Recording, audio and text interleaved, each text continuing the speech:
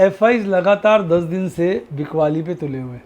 तो अब उनको देखकर तो यार एक ही मैं बात कह सकता हूँ, वो जब माल बेचे बहुत ही सताए, वो जब माल बेचे बहुत ही सताए, कई बार ऐसा भी धोखा हुआ है, चले आ रहे हो वो माल को उठाने। पर भाई ये धोखा ही है। बीच में कल लगा था यानी फ्राइडे को कि भैया धोखा लगा था कि वो वापस माल उठाने आ गए, पर आज जिस तरह से बिकवाली करी है तो भैया बस वो बहुत ही सता दिया यार। 10 दिन हो गए, इतना माल बेच दिया, अब लगभग 1,10,000 करोड़ का माल बेच चुके हैं नेट में। तो यार इस बार तो वाकई बहुत सता दिया है, उसकी वजह से ना बाज़ार में उतना उठाव भी नहीं आ रहा है। भैया आपको क्या लगता है, एफआईज अपनी बिकवाली रोकेंगे या इसी तरह बेचते जाएंगे? और बेचते जाएंगे तो क्या लग रहा है वो 2 लाख करोड़ तक का माल बेच देंगे? मतलब 1,10,000 का तो बेच चुके हैं, क्या आपको लगता है अभी और बेच के लगभग इस साल, इस महीने, साल कह रहा हूँ, 2 लाख करोड़ तक को टच कर सकते हैं? आपका क्या विचार है, या बस अब वापसी होने वाली? कमेंट में लिख डालिए डार्लिंग, क्योंकि मैं सारे कमेंट पढ़ता हूँ।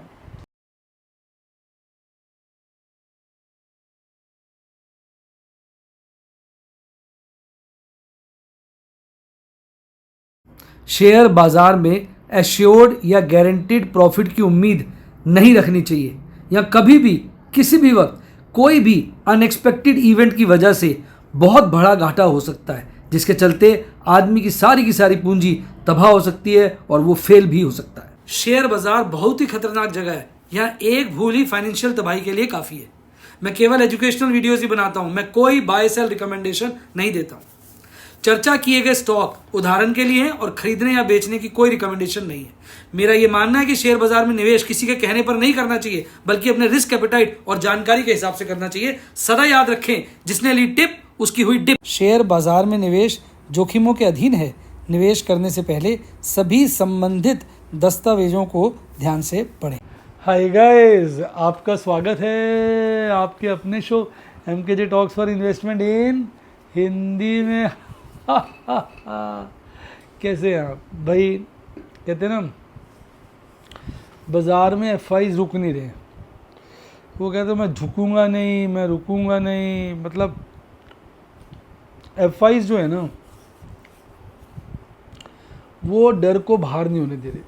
और आज आप देखेंगे कि बाज़ार में अच्छा प्रदर्शन रहा निफ्टी 50 का, लेकिन शेयर वाइज अजीब सा था।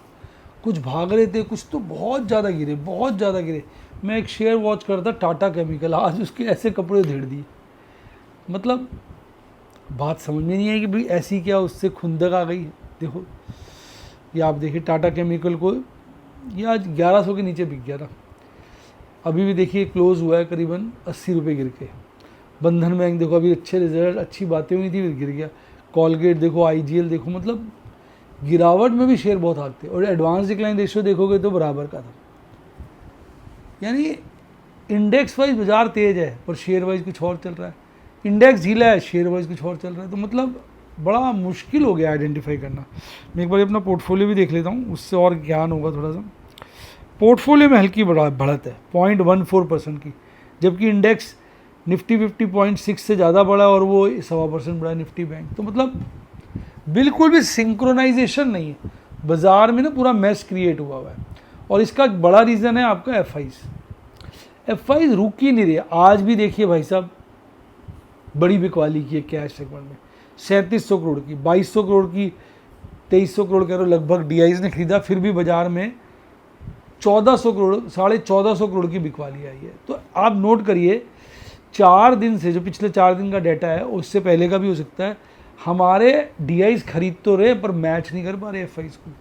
नेट बिकवाली हो रही है। तो कहीं ना कहीं रिटेल इन्वेस्टर ही उसको बचा रहा है, वही खरीदारी कर रहा है। आज देखिए स्टॉक वाइज उन्होंने बिकवाली कर दी, इंडेक्स फ्यूचर में हल्की खरीदारी कर दी और ओवरऑल बड़ी बिकवाली करके एफआईज गए हैं। तो मेरे ख्याल 11-12 दिन हो गए। अब तो कितने हो गए, 4 और 5, 9 और 1, 10 दिन हो गए। 10 दिन से लगातार बिकवाली आ रही है। अब कल यानी फ्राइडे को हल्की कम बिकवाली आई थी, थोड़ा अच्छा लगा था नेट में, लगा यार सब ठीक होता नजर आ रहा, लेकिन आज फिर बड़ी बिकवाली आ गई। तो ये जो है ना वाकई डर बिठाया हुआ है इस चीज़ ने। अब बाकी बातें करें, आज देखो मार्केट मूड भी इस चक्कर में ख़राब हो गया, गिर गया 32.82, यानी बाज़ार में हल्का फियर बढ़ा है। अब ये देखिए बड़े दिनों के बाद जो ये मुझे अच्छा नहीं लगा, जो मैं काफ़ी दिन से कह रहा था 103 के ऊपर ना चला जाए, अब ये 103 के ऊपर चला गया, रुपया भी 84 के ऊपर जाके बैठ गया, 10 ईयर यील्ड भी 4 के ऊपर डिटर्मिंड है, बस थोड़ा सा बचा हुआ है तो क्रूड, अगर ये भी 80 पार कर गया तो चारों इंटरनेशनल इंडिकेटर मैं कहूँगा कमज़ोर और ख़राब हो गए।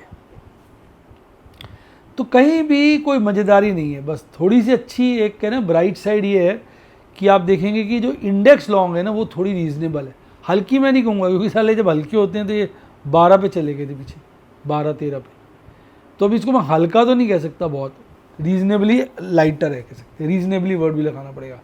लेकिन स्टॉक्स की अभी हायर साइड पे, हालांकि इस बार मज़ेदारी मैंने फर्स्ट टाइम लाइफ में देखा अपना, जब से मैं ऑब्जर्व कर रहा हूँ कि इंडेक्स लॉन्ग 60 से ऊपर, 61 से भी ऊपर चली गई थी।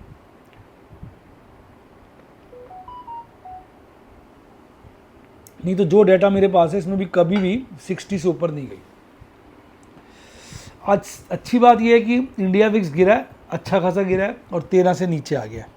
और दूसरी अच्छी बात है कि सारे इंडेक्स हरे में क्लोज हुए हैं, लेकिन स्टॉक वाइज कई स्टॉक्स को बड़ा मारा। आज सबसे तेज अगर देखेंगे तो निफ्टी बैंक था सबसे तेज, बाकी सारे इंडेक्स आधा % के थोड़ा ऊपर या थोड़ा नीचे बढ़कर बंद हुए, चाहे वो स्मॉल कैप हो, चाहे वो मिड कैप हो, चाहे निफ्टी 50 हो। तो रीजनेबल था इंडेक्स लेवल पे मामला।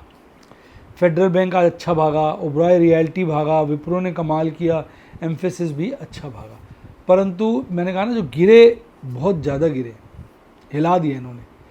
अब निफ्टी 50 की बात करूँ तो 35 शेयर बढ़े हुए थे, 15 शेयर गिरे हुए थे, तो निफ्टी 50 के अंदर एडवांस डिक्लाइन अच्छा था, लेकिन ओवरऑल मार्केट के अंदर 1:1 था। कल बाज़ार जो है 25 के नीचे बंद हुआ था फ्राइडे को, आज खुला ही 25 के ऊपर, और सारा दिन आप देखिए डेज लो डेज हाई देख लीजिए 25 के ऊपर, यानी सारा दिन आज 25 के ऊपर रहा। हालांकि शुरुआती दौर में इसने एक अच्छी बढ़त ली यहाँ पर, फिर थोड़ा सा एक कहते हैं ना रीजनेबलनेस सी दिखा रहा था, देखिए मतलब कन्वर्ज करने की कोशिश कर रहा था। अगर आप टॉप की लाइन बनाएंगे बॉटम की लाइन बनाएंगे तो कन्वर्ज हो रही थी, तो मतलब मोमेंटम शुरू में जो पकड़ा था वो बस थोड़ा ढल सा गया शुरू में जो पकड़ा। इसके चलते बाज़ार में बीच में बाज़ार के मिड के दौरान 12 बजे के आसपास 25,160 के लपेटे का हाई बनाया, शुरुआत में 25,017 का बॉटम बनाया, पर ओवरऑल ठीक है।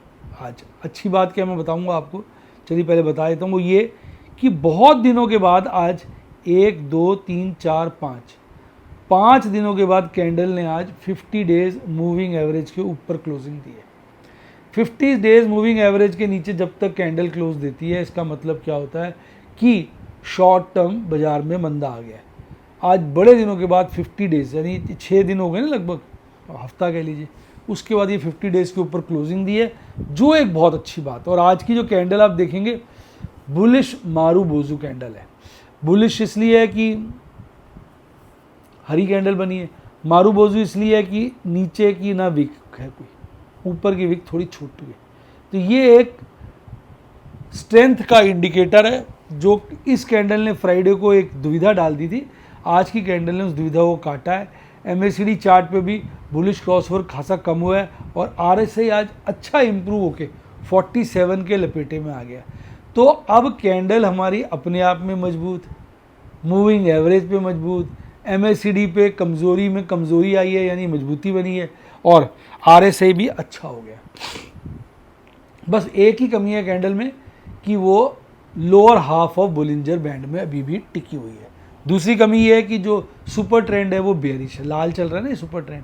तो दो कमज़ोरियाँ, अदरवाइज अब टेक्निकली बाज़ार में ज़्यादा इंडिकेटर बेटरमेंट की तरफ ही दिखाई दे रहे हैं। अब जो भागने वाले शेयर थे Wipro, Tech Mahindra, HDFC Life, HDFC Bank, Larsen, ITC और इंडसइंड बैंक, इन्होंने आज अच्छी तेज़ी का प्रदर्शन किया। गिरने वालों में सबसे आगे था ONGC, इसकी तो मम्मी पापा हो गई है। Maruti Suzuki, Tata steel, Bajaj finance, Adani enterprise, UltraTech, axis bank, ये सब अपनी बैंड बजवा रहे थे। अब ऑप्शन चेन एनालिसिस की बात करूँ तो ओवरऑल ब्रॉडर वे में कोई चेंज नहीं है। 25,000 पे ही पुट का ओपन इंटरेस्ट हाईएस्ट है। बस एक यहाँ ऑब्जर्व करने वाली बात ये कि पुट का ओपन इंटरेस्ट बढ़ा है, कॉल का घटा है, तो यानी 25,000 एक का बहुत ज़्यादा मजबूत सपोर्ट बन गया है। 26,000 पे कॉल रेटिंग हल्की सी कम हुई है, हल्की तो नहीं खासी कम हो गई है, 25,500 पे बढ़ी है। तो ये जब अभी भी हालांकि हाईएस्ट तो 26 पे ही है, पर 26,000 पे घटना 25,500 पे बढ़ना मजबूती का संकेत है। जब कॉल रेटर्स ऊपर से उतर के नीचे आते हैं तो इसका मतलब कहीं ना कहीं कॉल राइटर्स को, अब ये थोड़ा कहना इसका मुश्किल है, मैं बोल तो गया मजबूती तो मैं इसको नहीं कहूँगा क्योंकि कॉल राइटर्स को लग रहा है 25,500 कटेगा नहीं, पर ये कि 25,500 एक अच्छा लेवल बनता नज़र आ रहा है। हालांकि अभी भी मैक्सिमम पेन तो 25 पे है और 26 पे सेकेंड हाईएस्ट है। तो थोड़ा सा ना कॉल राइटिंग का भी अभी थोड़ा सा क्लियर नहीं हो रहा है मैटर।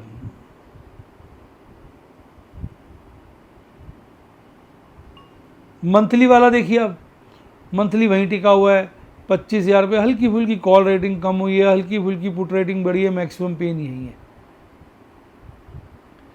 26,000 पे हल्की फुल्की कॉल रेटिंग बढ़ी है, हल्की फुल्की ना के बराबर पुट रेटिंग बढ़ी है, सेकंड हाईएस्ट यही है।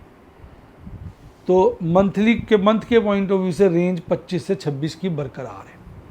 PCR हल्का सा बढ़ा, ये अच्छी बात है, हल्का सा बढ़ा है, और मंथली वाला भी अब 1 के ऊपर आ गए, ये भी अच्छी बात है।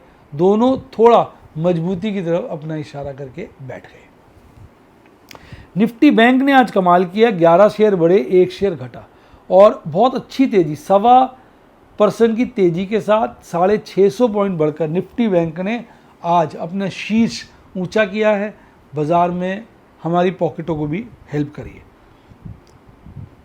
अगर आप यहाँ देखेंगे, कल बाज़ार बंद हुआ था, कल मतलब होता है लास्ट वर्किंग डे यानी फ्राइडे, 51,170 के लेवल में। आज अच्छी खासी गैप ऑफ ओपनिंग 100 पॉइंट के लगभग, हल्की कम 51,263 पे खुला और शुरू में एकदम जंप ले ली अच्छी, फिर ये भी थोड़ा ना सुस्ता गया। तो जो मजबूती बिल्कुल शुरुआत में दिखाई थी उसको थोड़ा सा मेंटेन्ड से रखा, उस मजबूती को ऐड ऑन नहीं किया, जिसके चलते आज बाजार आप नोट करेंगे 51,220 और 51,893, 900 कह लीजिए, लगभग 650 पॉइंट की रेंज में बाजार घुमा, जो कि एक अच्छी बड़ी रेंज है, लेकिन सारा श्रेय शुरुआती दौर की इंक्रीमेंट को जाता है। फेडरल बैंक कमाल कर रहा था, HDFC, IndusInd bank, AU small, Kotak, bank of Baroda, ये सब भाग रहे थे। गिरने वालों में एक्सिस बैंक ही अकेला शेयर था जो लाल में था, बाकी सब हरे में थे। कैंडल ने आज बहुत अच्छा, इसने भी एक प्रदर्शन किया है और देखिए 1 2 3 4 5 6 7 सेशंस के बाद आज पहली एक ऐसी कैंडल बनी है जिसने अपनी क्लोजिंग 50 डेज मूविंग एवरेज के ऊपर दी है। तो टेक्निकली निफ्टी बैंक काफ़ी स्ट्रांग हो गया। MACD चार्ट पे भी बड़ी गिरावट है और देखो RSI लगभग 50 आ गया और ये आप देखेंगे अब मिडल बोलिंजर बैंड के नज़दीक आ रहा है, लोअर बोलिंजर बैंड से दूर जा रहा है। तो एक सुपर ट्रेंड इसका नेगेटिव है, बोलिंजर बैंड अभी भी लोअर हाफ में है कैंडल, अदरवाइज बाकी सारे इंडिकेटर बाजार में रिवर्सल की तरफ इशारा कर रहे हैं और आज जो ट्रेंड लाइन है नीचे वाली वो बरकरार हो रही है ऊपर वाली, ऊपर की तरफ, ऊपर वाली में भी अब थोड़ा सा प्रभाव ऊपर जैसा ही दिखने को मिल रहा है। तो एक अच्छा प्रदर्शन किया हमारे निफ्टी बैंक ने। 51,000 का एक ऐसा लेवल है जहाँ पे हमारी पुट राइटिंग हाईएस्ट और काफ़ी बड़ी मात्रा में बढ़ी है और इस वक्त यहीं हमारा मैक्सिमम पेन आ गया है।